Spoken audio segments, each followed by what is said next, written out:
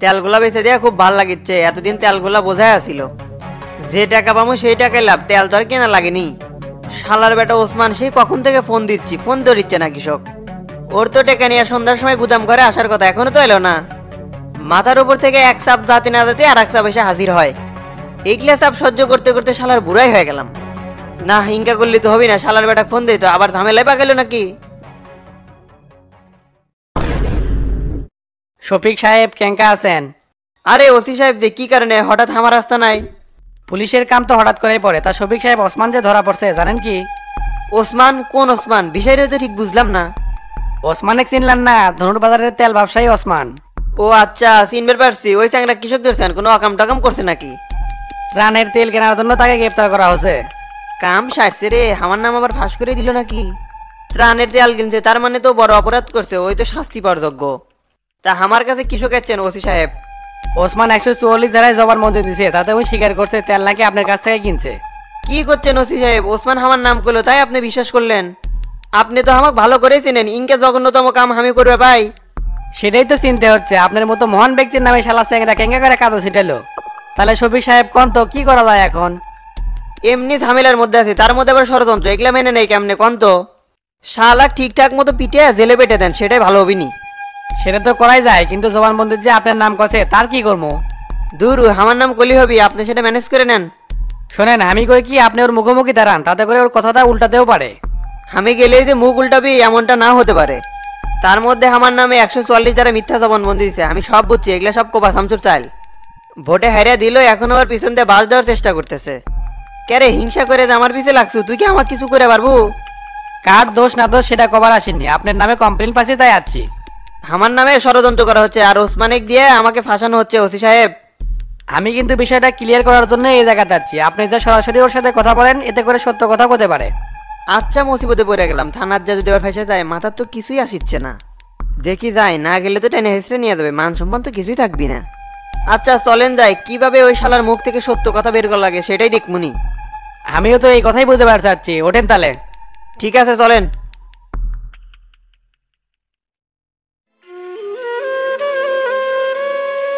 মা, আমি তো কিছুই বুঝেছি না, তুমি কি করবার চাচ্ছ? আমি যে কি কর্ম সেটা আমি নিজেও বুঝেছি না। ভাইজান যে এঙ্কা করিচ্ছে কৃষক, এঙ্কা যে কৃষক করিচ্ছে সেটা তুমি না বুঝলেও আমি খুব ভালো করেই বুঝছি। আমরা যে বাড়িতে আছি এটা তো মামার বাড়ি লয়, তাহলে এটা কার বাড়ি? এ বাড়ি বলে ভাড়া লিছে, ভাইজান তো তাই করলো। আমার নিজের বাড়ি থুয়ে আমাকে ভাড়া বাড়ি থুছে কৃষক। আর মা, আমি কোনটি আসার পর থেকে তো তাক দেখলামই না। তোর মামা আমাদের কাছ থেকে কিছু একটা লুকাচ্ছে, বাসাতে আসাই আবার বের হয়ে যাচ্ছে। এই লোকটার মাথাতে আসলে চলিচ্ছে কি, আমার তো বিশ্বাসই হয় না এটা তোমার লিজের ভাই। লিজের মামা ক্লিয়ে এঙ্কা বেয়াদবের মতো কথা কইস না। তোর এই মামা না থাকলে আজ যে আমরা কোনটি পড়ে থাকনো হিনি আল্লাহ ভালো জানে। তুমি কি সাথে আমাকে এঙ্কা কষ্ট দিচ্ছ কও তো মা? শামসু কি এমন দোষ করছে যে তুমি পেলে শহরে এসে আসো? শামসু তোর মামার সাথে খারাপ ব্যবহার করছে, টাকা গাড়ি লিছে, মারধর করছে, এটা কি তার অপরাধ লয়? শামসু যে সত্যি এগুলা করছে তার কি কোনো প্রমাণ আছে তোমার কাছে? সেই দিন কি ঘটনা ঘটছিল সেটা কি শামসুর কাছ থেকে শুনলে ভালো হলো হিন্নে? কে তোর মামা কি আমাকে মিথ্যা কথা কবি নাকি? খুব একেবারে সৎ লোক এসে গেছে তোমার ভাই, তাই লয়? তোমার ভাই কি কর্ম করে সেটা তুমি জানো? না জানি না তো, কর্ম আর কি, আমি তো জানি আগে শিপিং এর বিজনেস করেছিল আর এখন নাকি শেয়ারে ব্যবসা করে।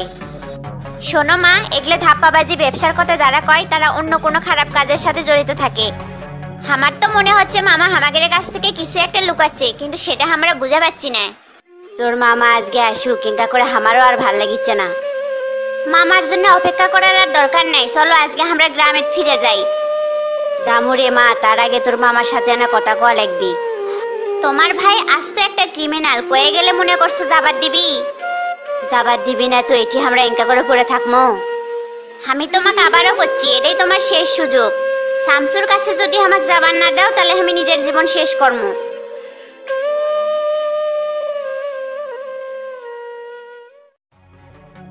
তা ওসি সাহেব, ওসমান কুটি চলেন, তার সাথে দেখা করি। তার মানে আপনি কি খবর চাচ্ছেন? তাহলে আপনি বেছেন নাই? আমি কে তেল বেচতে যাবো সেটা প্রমাণ করার জন্যই তো থানা দেখলাম। মুরব্বী মানুষ, তার উপরে এই এলাকার চেয়ারম্যানও আসিলেন, এই জন্য খালি আপনাকে হাত তুললাম না। ওসমান যা করছে সব কথাই সত্যি, তার কথা মতো তেলগুলো জব্দ করা হচ্ছে। তার জবানবন্দি আর সত্যতার ভিত্তিতে আপনাকে গ্রেপ্তার করা হয়েছে। কাম সারছে রে, ওসি তো দেখতেছি সব ঘটনা সত্যি জেনে গেছে। ওসি সাহেব এগুলা সব ষড়যন্ত্র, এর সাথে আমি কোনোভাবেই জড়িত না। ষড়যন্ত্র হলো আজব একটা যন্ত্র, যা প্রাচীনকালের পদ্ধতি। যেমন ধরেন এই দেশের নেতাকে দোষ ধরার পরেই তারা কয় আমার নামে ষড়যন্ত্র করা হচ্ছে। ইল্লা আয়নাবাজি থামান, বহুত গরিবের হক মারছেন আর কত। এই হাসান সাহেব, স্যার কন। এই বেটাকে এখনই যায় লকাবে থিয়ে আসো। Okay sir. ওসি এটা কিন্তু বেশি বাড়াবাড়ি হচ্ছে, ওপর মহলে কিন্তু আমারও লোক আছে। এই শালা এতক্ষণ ভালো ব্যবহার করলাম, এখন কি গায়ে ধার তোলা লাগবে? উপর মহলে তোর কোন বাবা আছে আসবার কথা? তেল চুরি করার অপরাধে তোকে গ্রেপ্তার করা হচ্ছে। আজ সন্ধ্যায় সংবাদ সম্মেলন করবো, তোর এই ক্যারেক্টারটা সকলের কাছে প্রকাশ করা উচিত। বুঝছি বুঝছি, শামসু আপনাকে হাত করছে, এর পরিণাম কিন্তু ভালো হবে না। এই বারবার যে তুই শামসুক দোষ দিচ্ছু, শামসুর একটা চুলের যোগ্য তুই না। টাকা পয়সা থাকলেই মানুষ হতা না, বুঝছো? সারা জীবন মানুষের সেবা করার নামে লুটপাট করে খাচ্ছ। তোকে তো এর আগে জেলে ভরা উচিত ছিল। এর আগেও তো তোকে শামসুর কাছ থেকে রক্ষা করছিলাম, কে তোর মনে নাই?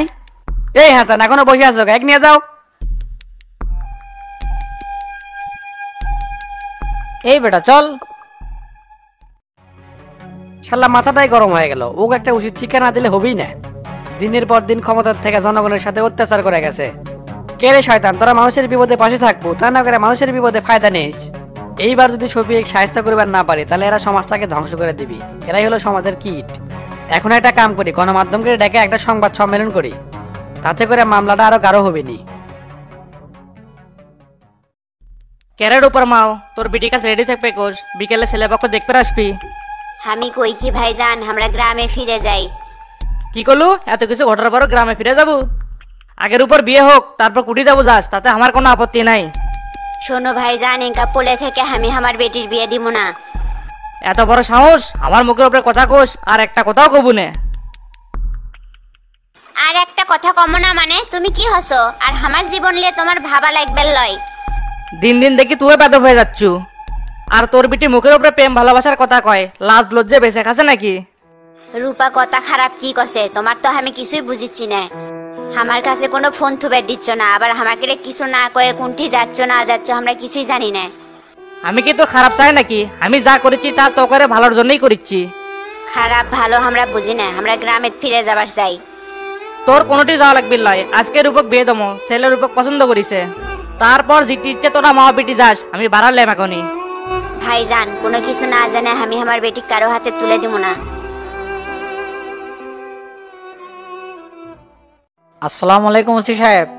ওয়ালাইকুম আসসালাম। তে শামসু ভাই দাঁড়িয়ে আছেন কে? বসেন। আচ্ছা বসিচ্ছি। তা ওসি সাহেব খবর কি? ভাই বড় বল একটু লকাবে ধরে রাখছি। খুব ভালো করছেন, এই শালা ইউনিয়নে শেষ করে দিছে, সব লুটপাট করে খাসে। এই শালা তো মানুষের মধ্যেই পড়ে না, সবসময় 2 নাম্বার চিন্তা। এইরকম 3 নাম্বার শ্রেণীর লোক যদি সমাজের দায়িত্ব পালন করে, তাহলে জনগণের কষ্ট হবে না কি হবে? জনগণের চিন্তা কারণে ওসি সাহেব, সগলির একটাই চিন্তা, পকেট কেমনে ভরান যায়। মানুষের সেবা করা এত সহজ কাম না। আগে যারা রাজনীতি করতো, 2-4 এলাকার মানুষ তাকে দেখতে আসতো, আর এখন তাকে দেখলে আর মানুষ পলায়। কথাটা আপনি ঠিকই বলছেন শামসু ভাই। আমি ভাবতেছি সাকিব রহমান সবে আসে শালাক চালান করে দেই। আগে চালান করে দিবেন কেসব, রিমান্ডে লিয়ে কিছু জিজ্ঞাসাবাদ করেন। করোনার সময় তো প্রচুর সাহায্য আছে, আরো অনেক কিছু তো বাইরে হয়ে আসতেও পারে। এই কথাটা আপনি ভুল করেননি, তবে শফিক চেয়ারম্যান আপনাকে দোষ দিচ্ছে। কি দোষ দিচ্ছে? করছে এলে সব শামসুর ষড়যন্ত্র, তার জন্যই আমি ফেঁসে গেছি। সবই তো আপনি নিজের চোখেই দেখলেন, ষড়যন্ত্র কি না সেটা আপনি ভালো করেই জানেন। ওর লাগান 2 নম্বর লোকের সাথে আমার ষড়যন্ত্র করা লাগবে। যারা অন্যের জন্য গর্ত করে তার গদি সে নিজেই পড়ে। দূর ভাই বাদ দেন তো, ওই লোক তো আর কম কাহিনী করে নাই আপনাকে বিপদে ফেলার জন্য, তারপরে তো কিছু হয় নাই। আল্লাহ যদি আমাকে বিপদে না ফেলায়, মানুষ আমাকে বিপদে ফেলার পাবি না। কারণ মানুষের খারাপ করার চিন্তা আমার নাই, আমি চাই মানুষের সেবা করতে। সেটা আমি জানি ভাই, আর তার প্রমাণও আপনি দিয়ে যাচ্ছেন। শফিক চেয়ারম্যান আমার সাথে এত কিছু করছে, তারপরও আমি কিন্তু প্রতিশোধ লওয়ার চিন্তা করি না। কারণ সবাই ভালো থাকুক, এটা আমি চাই। বাদ দেন তো, ওই শালাক ধরছি, শাস্তি আইন দিবে। এখন আপনি কি খাবেন কন? কিছুই খাবো না, আপনি 1 কাপ চা খাওয়ান।